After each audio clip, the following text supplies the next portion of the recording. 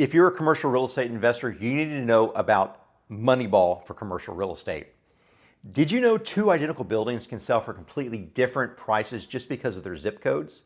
Even if the two zip codes are identically qualified, have high quality assets in them, and have the same demographics. In fact, that gap between the two zip codes, while ignored by brokers and investors, may be where the real money sits. You've probably watched the movie that explains this. You just had no idea what you were looking at. You thought it was just a regular movie. I'm talking about Moneyball. Yes, the one with Brad Pitt. And no, that movie is not really about baseball. It was based on Michael Lewis's book from 2003 and actually talks about something much bigger. Number one, how money gets valued wrong. Number two, how the wrong things get rewarded. And number three, how entire companies can stare at the same numbers everyone else sees and still get it completely wrong. Baseball's just the cover story. So I want you to run the math on, say, a $50 million building, and that difference could be worth more than $500,000 every single year. Nothing about the risk change, just in a different zip code. Most people buying commercial real estate today or investing in commercial real estate couldn't explain this if you asked them, and they definitely wouldn't know how to find one before someone else beats them to it. What am I talking about? I'm talking about commercial real estate that are priced in zip codes that afford you Moneyball economics. Well, I know I've successfully completed over 300 commercial real estate transactions with my team since the end of COVID, and we're going to share this with you today in this video. So this is not legal, this is not investment, this is not even real estate or tax advice. So this is for educational purposes only. Consult a professional before you make any decisions. So what about that zip code gap that I mentioned in the beginning? So take two warehouses as an example. Same tenant, same 36-foot clear heights, built the same year to the same specs. Same location quality and logistical access. Same tenant quality and lease terms. Same state. The only real difference between them is 250 miles of distance. So one of the building trades at 6% cap rate, which is a 16 multiple for those of you who invest in private equity as well. This is useful for you in analyzing transactions and opportunities for capital placement in tech companies. So you have 6% cap rate, which is a 16 multiple, and the other building that trades at a 7.5% cap rate, which is a 13 multiple. So 6.5% cap rate, 7.5% cap rate. 16 multiple, 13 multiple.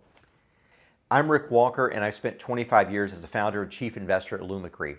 I wrote the book with the subtitle, The Arbitrage of Masterful Ideas, which is in part how I used Moneyball-style arbitrage in several areas of my investing and work life, just as I've used it in over 300 commercial real estate transactions over the past 5 years with my team. So part one, chapter one, why baseball explains your portfolio. Forget the numbers for a second and let's talk about why so many investors lose money without a single decision that looks wrong on paper. These are unpredictable losses. And no one really wants to ever admit this, but plenty of investors aren't really building a legacy. They're buying something that makes them feel something, feel importance. They want to sit at a nice dinner and casually mention that they bought a shiny office tower or a group of warehouses in Manhattan, London, or Austin. It sounds good, and it also feels good for them to say. But ego is the most expensive thing a wealthy family can pay for, even if it never shows up on the official budget. And it will never show up on the official pro forma. And ego is buried in the money you overpaid just so you can impress that guy who annoys you so much. You know, impressing someone that you don't really like in the first place. Ego is the most expensive thing you're not tracking. I've seen this play out with people running 9-figure portfolios. They'd pay a premium for a market just because the city name felt like something they could say out loud without anyone raising an eyebrow. Then a few years later, they're stuck explaining to their own family why the returns never lived up to the story, and they never even talked to those people that they casually mentioned it to ever again. That's not bad luck. It's just a lack of discipline. And that's the part you can actually fix. Now let's get back to Michael Lewis and Billy Beane, who ran the Oakland Athletics back when all this started. I just watched this movie again last week, and it amazed me how entertaining it was. So Billy basically had almost nothing to spend. The Yankees could pay whatever they wanted, and Billy had just watched his best guys walk out the door for bigger paychecks with the Yankees and with the Red Sox. Every scout, every executive, everybody who had spent their whole life around the sport of baseball said the exact same thing to Billy. Billy Beane was done. They say that no one outcompetes a team spending 10 times what you've got. That was just the accepted truth. Then Billy brought in Peter Brand, who was played by Jonah Hill, if you remember. And then Billy noticed something no one in baseball had ever caught in 100 years. Players weren't priced wrong by accident. They were priced wrong because everyone kept judging them by the same tired measures: reputation, gut instinct, home runs, batting average, height, confidence, or whatever the old scouts had always sworn by. And what you'll soon discover, the old scouts in Moneyball are today's parallel to the old brokerage's brokers with the big global brokerage firms today. They have old mentality, old metrics, and old ways of thinking for the most part. And in both cases, both the scouts and today's legacy brokerages, none of them actually test these statistics against what the players were doing on the field to win games or what the real investors are doing in the field to win more capital. Billy walked away from this old way of thinking, the ego of false statistics. He put together a team that could compete on almost no budget.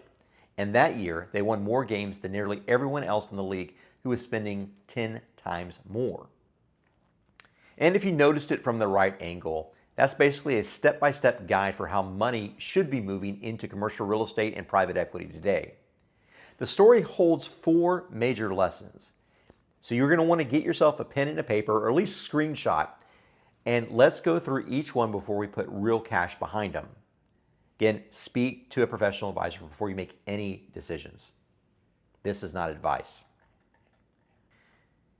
Chapter 2, Lesson 1, buy production, not logos. If you remember the Moneyball movie, when the Athletics lost their superstar first baseman Jason Giambi to the Yankees, the old school front office panicked. Their instinct was to go find another superstar and replace him one for one. That's what 100 years of baseball dogma told them to do. But Billy Beane stopped them cold when they were meeting in that conference room. He said, "We're not going to replace Giambi. We can't afford him. We're replacing his production." Then he and Peter broke Giambi down into the raw numbers that actually mattered, runs and walks, and went and bought those exact numbers for a fraction of the price, wearing a different uniform from players nobody else wanted because they didn't look right, they didn't swing right, they weren't tall enough, they didn't have that confident look about them. Their wives were not attractive enough. Believe it or not, that was one of the things that they discussed in the movies, that the appearance of the wife is a leading indicator for the confidence of the player. So let me give you the investor lens for this. Stop buying the trophy asset. Stop buying the superstar city just because it looks impressive on a pitch deck at your next investor meeting. Break the asset down into what it's actually made of: yield, cost basis, dirt value, and structural downside protection. You're not buying a zip code or a sexy city. You're buying a stream of cash flow within a bundle of risks.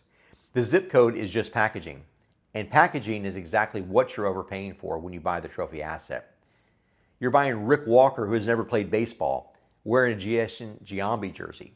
I still can't hit no matter what you call me. It's a little like that with these trophy buildings in these sexy cities. Let's think about it in terms of private equity. If you think about it in terms of a stock, no one buys a share of a company because the logo looks nice on a business card. You buy it because of the earnings underneath, or at least you should. Real estate should be no different. The address is a ticker symbol. The rent roll is the earning statement. Everything else, the skyline view, the famous highway loop, who used to office there, the name of the market, that's all just marketing. And you will always reason your way to buy marketing if it looks like ego or blame-free safety. Chapter 3, Lesson 2, find the OBP, the on-base percentage of your industry. For 100 years, baseball graded hitters on batting average. It was the glamour stat, the one that got you on the highlight reel in the bigger contract. But Moneyball proved batting average was almost worthless for predicting whether a team actually won games. The number that correlated with winning was actually on-base percentage, or OBP.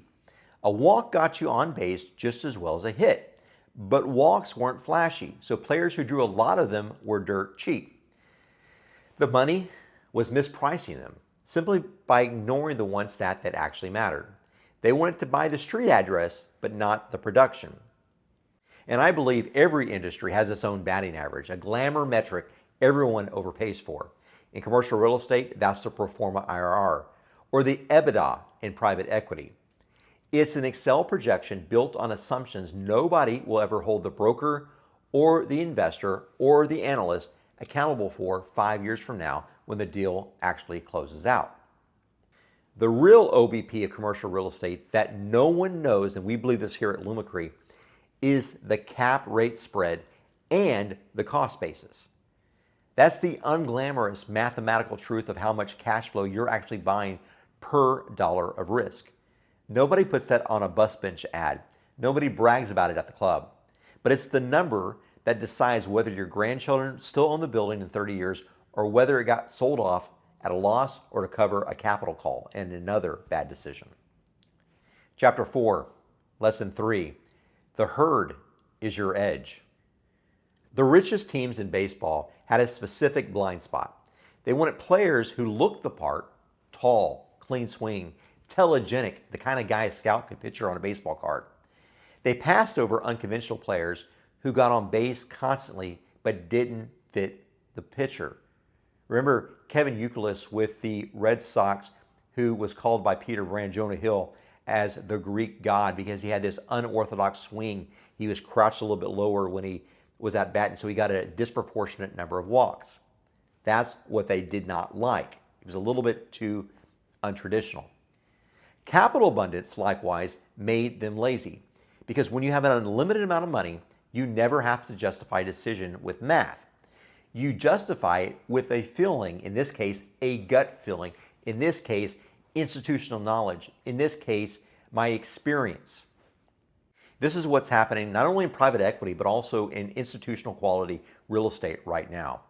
Big funds crowd into the same handful of darling markets because it fits a corporate checklist, and it's easy to defend to an investment committee.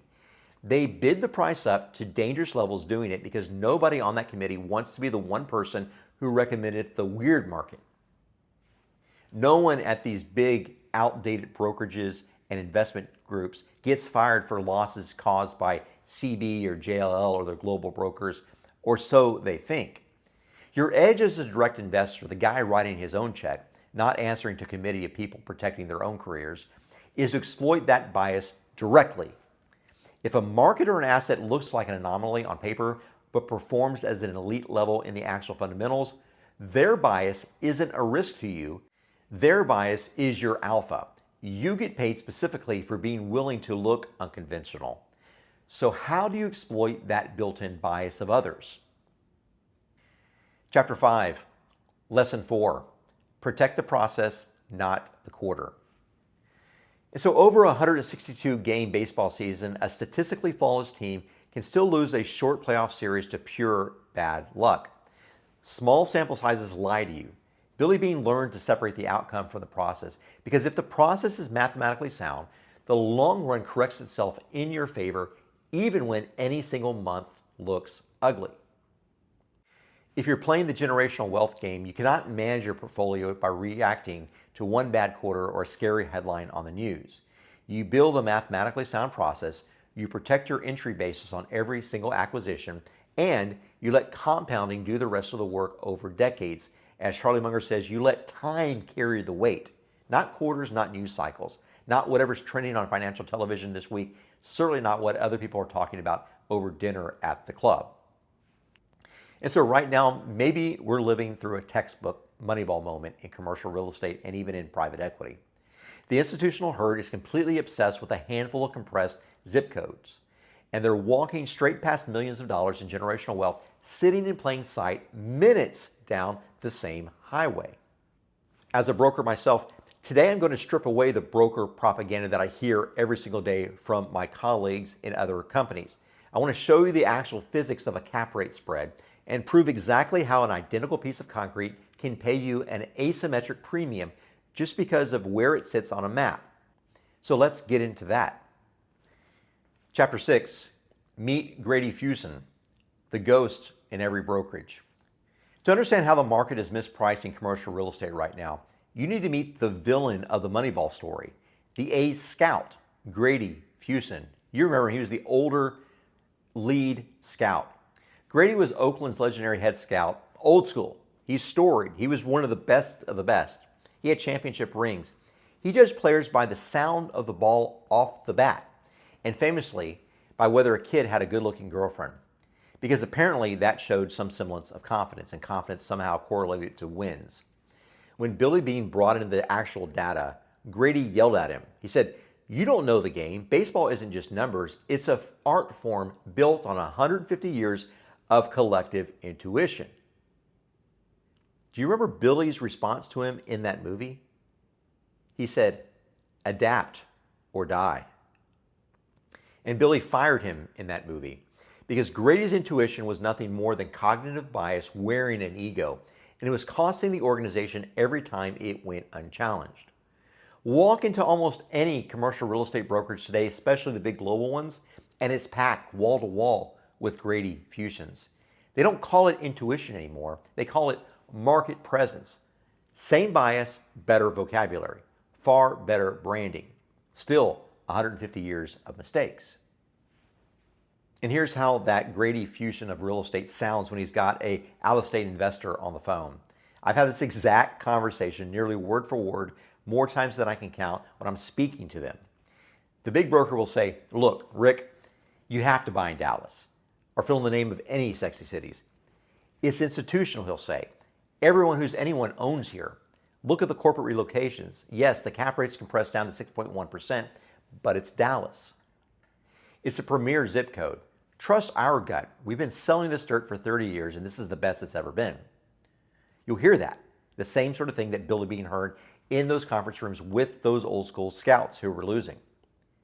And when you push back and ask about vacancy, here's the deflection almost every single time from those brokers. The global broker is going to respond, "Vacancy's temporary. It'll absorb. This market always comes back." You don't want to be the guy who missed Dallas. You hear the cliches, you hear the assumptions, you hear the illogical inconsistencies in the words. What he just sold us twice in one phone call is a vanity metric. In baseball, it was batting average. In commercial real estate, it's the pro forma IRR dressed up as inevitability. Like Grady Fuson Moneyball, this big brokerage, or the analyst that they hired, builds an Excel model, assumes a magic 4% annual rent escalator, nudges the exit cap rate by 25 bips or basis points, and looks you dead in the eye and says, it's a guaranteed 20% IRR. It's fiction. Every pitch deck in commercial real estate and private equity is fiction if it contains a pro forma. It's written by someone that has a certainty bias, and he receives the entirety of their upside at transaction. Excel doesn't guarantee anything. It does exactly what you tell it to do. And he told it to say 20% before he even opened the spreadsheet. He's pricing the asset on how shiny the building looks and how famous the highway loop is, not on what actually drives long-term wealth preservation for your family or investment group. So stop looking at how good the player looks in the uniform. Let's look at their real-time score. And there's always a real-time score, even if the big brokerage doesn't want to admit it. They're looking for vanity metrics. You're looking for wins. Do you want wins or do you want batting average? Chapter 7, the Grapevine Texas Trap, reading the actual data. So let's get tactical. This is straight from the most recent Dallas-Fort Worth industrial market report that I read. This is not from any broker's pitch deck. This is actual third-party data. So you want to take the West Dallas-Fort Worth Airport Grapevine submarket, for instance. This is the Grady Fuson's favorite pitch. This is their favorite area. It's right next to the airport. It commands a premium asking rent of $12.50 a square foot. And on paper, it looks like a corporate juggernaut. Now let's look past the pitch at the actual numbers underneath it. Total industrial vacancy across all of DFW, Dallas-Fort Worth, has climbed to about 9%. That's empty space equal to the entire industrial inventory of a city the size of Tucson. Now, zoom into Grapevine specifically, and vacancy is sitting at about 11.2%. Let me say that number again slowly because it matters. 11.2% vacancy. Why is this happening? Developers went on a speculative building binge over the last several years. Projects like the 1.5 million square foot Passport Park West got dumped into a pipeline all at once, all chasing the same premier label. And on top of that, the international trade uncertainty has made air cargo demand choppy and unpredictable, and tenants are pushing back hard on Grapevine's double-digit rents as a result. And yet, despite over 11% vacancy and clearly slowing momentum, institutional buyers are still bidding these logistics assets up to a 6.1% average cap rate. Again, this is a 16 multiple.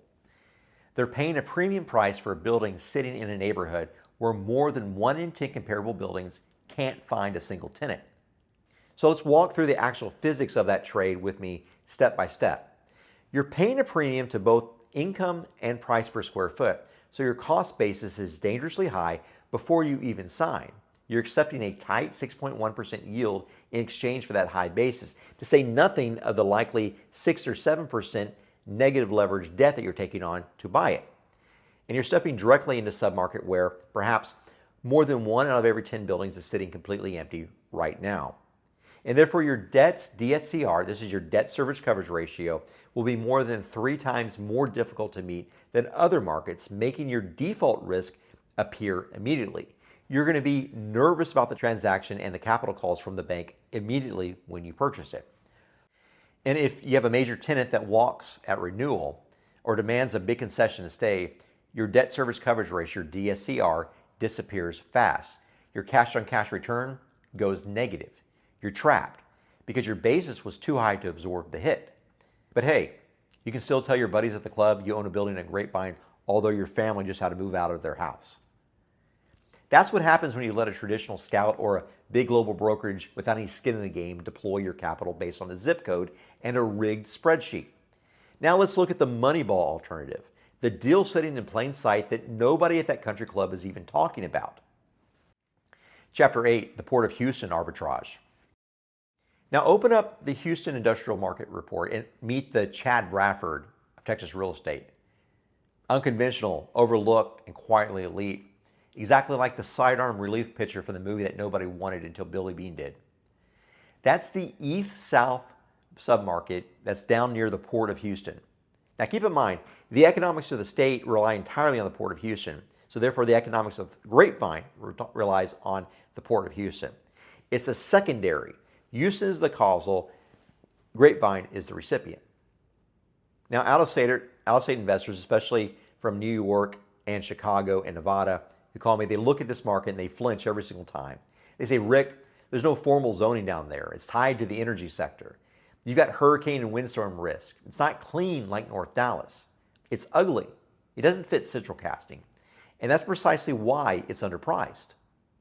Let's read the actual data like a sabermetrician instead of a scout who judges a deal by the sound of it or how attractive his girlfriend is.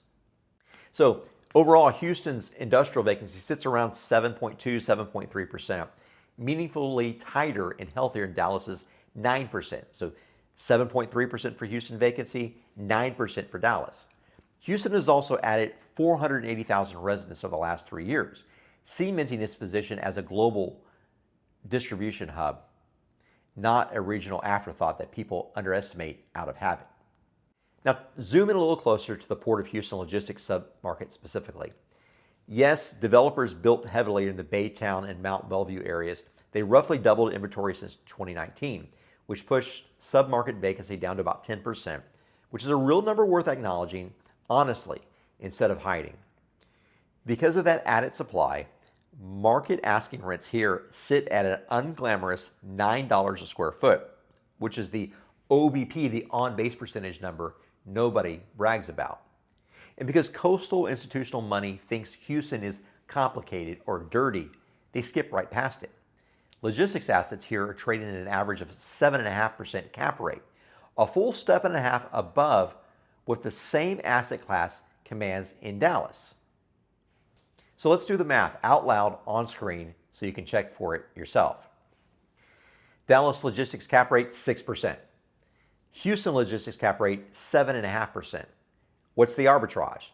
An exact 1.5% cap rate spread, 150 basis points on paper, verifiable against the same data source for both markets. For an identical piece of Class A concrete tilt wall construction, same national credit tenant, same 36-foot clear height, same lease structure, you're getting an extra 150 basis points of cash-on-cash yield on day one, purely by changing the geography. And a 7.5% cap rate also means your purchase price per square foot, which is your cost basis, is drastically lower than the Dallas deal for the exact same building. You're paying a 13 multiple instead of a 16 multiple. You're positively correlated to debt instead of negatively inversely correlated to debt. It's not negative debt, it's positive debt if you have a 7.5% cap rate. So it functions as something like a permanent margin of safety engineered on day one of ownership before a single tenant has even missed a rent payment. If a recession hits or tariffs disrupt shipping lines or a major tenant simply decides to renegotiate, the investor who paid 6% cap rate in Grapevine has his back up against the wall. He's already losing money every month. He can't lower his rents. His entry price was too high to absorb it and still service the debt. But you, sitting on a structurally discounted Houston basis, can drop your rents from $9 down to $7.50 if you have to. You can keep the building at 100% occupancy, comfortably servicing your debt the entire time, and keeping the checks flowing to your family or your investment group while his deals get handed over to special servicing. Just as Billy Beane fired the old scouting manager, so too the old brokerage firm giving the same old advice from the past 150 years is telling you to pay a 16 multiple when you can have a 13 multiple and better sleep. Chapter 9, the Generational Playbook. So if you're deploying capital for legacy or for pension, for the next generation, not the next quarterly statement, your biggest threat isn't volatility. It's what I call generational drift. The first generation wealth gets built on grit, numbers, and survival instinct because the person who built it had no cushion for a bad decision. But by the second or third generation, emotion creeps back into the boardroom or dinner table because the cushion is now large enough to absorb a few mistakes without anyone noticing right away. The third generation heirs don't want to own an unsexy blue-collar warehouse near the Port of Houston surrounded by petrochemical plants. They want the shiny glass medical office building in Austin or the trendy tech hub asset in uptown Dallas because it looks good on a pitch deck and buys them status at the country club, exactly the same trap their grandfather avoided by instinct. And that's how dynasties decay. That's how investment funds decline. Not through a market crash, but through a slow drift back toward a vanity metric, one comfortable decision at a time. So you want to run your investments the way Billy Beane ran the Oakland A's, with a strict, unemotional governance model written down before the temptation shows up, not negotiated in the moment. Write it into your family constitution or your investment office charter. No capital allocation based off of zip code prestige or broker narrative, full stop. So there are two rules that we have. Rule number one, demand a minimum cap rate spread relative to your primary portfolio benchmark before any acquisition gets approved by your committee or your trustees. No spread, no deal. No matter how good the story sounds, no matter who's pitching it, no matter how many other family offices are already in that market. Rule two, neutralize localized risk with a slice of your own capital instead of pretending the risk doesn't exist. If you're picking up an extra 150 basis points in Houston, don't pocket all of it and call it a win. Take 20 or 30 basis points of that premium and over-engineer the asset. The highest grade windstorm insurance you could buy, for instance, elevated electrical infrastructure to blood flood elevation, real investment in roof resilience. Use the market's irrational geographic bias to buy the asset at a genuine discount, spend a fraction of the savings to eliminate the physical risk that scared everyone else away, and let the remaining spread compound quietly for 20, 30, or 50 years. Or just buy down the rate. That is how you play the actual game of commercial real estate investing or private equity investing for your own book of business. You let the institutional herd chase the vanity metric and congratulate themselves for it, paid by the global brokerage firm who has no skin in the game, but just took 6% of the transaction value. Instead, you're going to quietly acquire the cash flow, protect the basis, and let your family or investment team's balance sheet do the talking a generation from now, long after you're retired. Your grandkids and charitable organizations will think the money and safety is far cooler than your friends at the club who died a decade ago. Chapter 10, the 3 questions before you wire money. So I want to hand you something that you can actually use the next time a broker calls you with the next Dallas. 3 questions. Ask them out loud on the call before you ever look at a pro forma.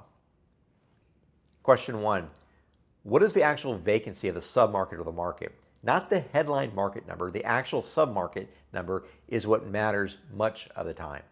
Brokers love to quote you the broad metro figure because it's flattering, it's technically true. It's also nearly meaningless. Dallas at 9% sounds survivable. Grapevine at 11% is the number that actually determines whether you can find a tenant when yours leaves. Make that broker pull the submarket data in front of you. If he hesitates, that's your answer. Question 2, what is my basis relative to replacement cost? Meaning, what would it cost today to build this exact building from the ground up and pay for the dirt? If you're paying more than it would cost to build new, you'd better have an extraordinary reason for it. If you're paying meaningfully less than replacement cost, you've got a built-in floor under your investment because eventually supply stops getting added when it no longer pencils for developers either. Question 3, and this is the one that separates a real investor from a speculator. What happens if my largest tenant leaves tomorrow? Not in 5 years, tomorrow. Can this asset absorb a re-tenanting period at your actual basis and still service the debt? If the honest answer is no, if you need the rent roll to be perfect forever just to break even, you didn't buy an investment, you bought a bet, and you're the one holding the other side of it. Run every deal through these 3 questions before you run a single tax projection or waterfall model. The waterfall doesn't really matter if the building can't survive an empty month. So the secret's out. The mainstream real estate market is full of Grady Fusons at the big global brokerages trying to sell you high-priced, compressed assets because it suits their fee structure and their ego, not yours. And they will sleep just fine when the bank triggers a DSCR default on you for following their advice. But you and I as direct investors, we don't chase what's popular. We trust the math. We protect the basis on every acquisition. We hunt the spread that keeps our families and our organizations in control of the board, no matter what happens to the macroeconomy next quarter, next year, or next decade. So always calculate the cap rate spread. That is the true cost. And if you want to talk strategy directly, DM me over on LinkedIn at RickWalkerTX. Again, RickWalkerTX. If you enjoyed this video, your next step is how to structure control in your entity's investments without the burden and ego of ownership. So watch this video next to keep those advantages compounding in your favor. You don't want ownership, you want control.